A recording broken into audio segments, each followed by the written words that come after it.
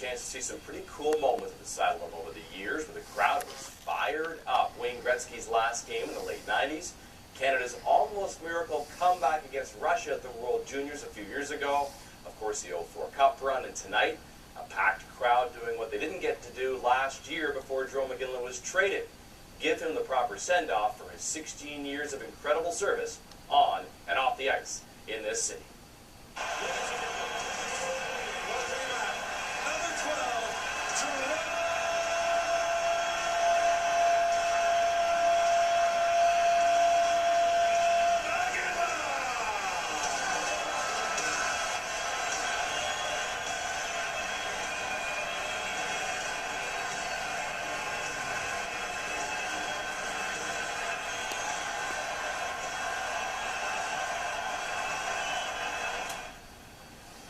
Yeah, with Jarome's parents on hand, pretty incredible start before the game lasted a couple minutes.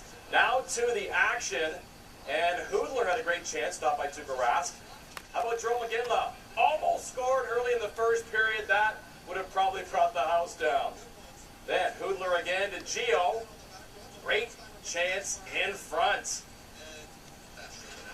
And a few minutes later, Lee Stempniak, he almost scores. Yeah, the Flames, they really came to play in the first period. I think that crowd fired them up as well. As for Jarome Iginla, nice pass here in front. Krejci cannot beat Rito Berra. No score after one. Second period, Yuri Hoodler down the left side. Snapper, goal. 1-0 for the Flames. Another look, and Hoodler was clearly the best Flame in the first half of this game. They tried to make it 2-0. Listen to this. Right off the post. And that was costly. Let's go third period. Jarome Iginla would also hit the post. A goal just not in his fortunes tonight. But shortly after that, on the same power play, Krug with the shot. Krejci deflection. 1-1. It was a delay of game penalty by Joe Colborne. Under 2 minutes after that, Riley Smith with the game-winning goal. The Bruins come back and win 2-1. After the game, the Bruins would not let Jarome Iginla leave the ice. Made him do like 2 or 3 laps. The game started with an ovation and also ended with an ovation. Jarome Iginla and the Boston Bruins get a 2-1 victory tonight. So Jarome gets a great tribute, and his team wins. I guess the only, scoring a goal would have capped it off for him tonight, but it was a unique night. Here's a happy Iginla a short while ago. Well, I was good yesterday. I was good today before the game, and then just getting ready to go out there and I guess it's kind of being in that spotlight. You don't really know what to expect.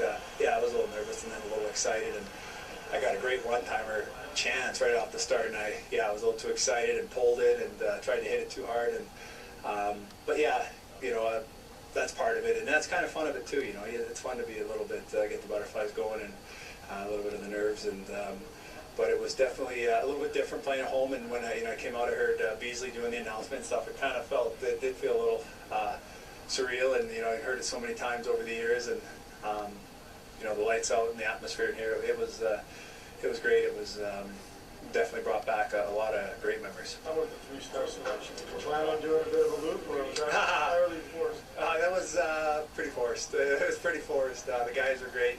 Z and all the guys came out and wouldn't let me off the ice. And I went for one little loop, and they're like, no, you got to go one more. And then they made me go one more too. And but it was fun. It was fun. It was nice to the fans. They probably wanted me off the ice by then too, right? So. Jarome held up well tonight. A little bit of relief in his face there. Now the Flames were up 1-0 with 7.5 minutes left, and then Joe Colborne took a delay game penalty by putting the puck over the glass. After the game, the coach not happy about that play and the tentative play by the Flames in the third period. Yeah, there's another loose puck.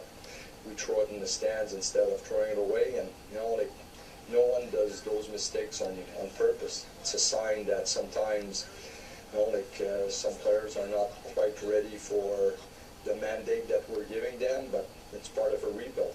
If you take ownership of what happened there, that's a tough penalty to take, and I feel bad about it, but I'm going to come back tomorrow and figure a way to make it up to the boys. And another game where the opposition ups their game in the third period and the Flames can't match it. We'll give one of the veteran leaders the final words on this game. Here's Lee Stepniak. Yeah, really tough. It seems like we just sort of go into a shell and get away from what got us lead in the first place. It seems like we just chip bucks out, we're on our heels, and just sort of lack that aggressiveness we have from the start. And it's, I don't know what it is. I don't know if it's a mindset or just trying to protect the lead. But I think we need to stay on the attack and really play in the other end and defend that way more so than just being content to shoot pucks out of our end and let them come at us in waves.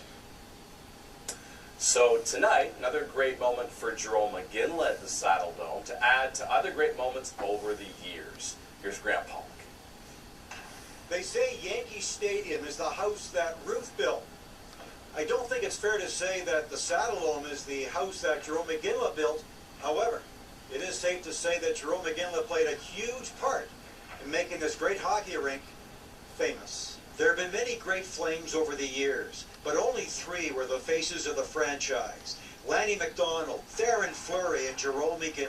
Those 3 guys, when you look at the time that the Flames have been here, there have been other players that have certainly been outstanding players with this team, but those 3 guys are the ones that stand out as the pillars, I think, when fans think about their most popular players. McGinley takes a shot.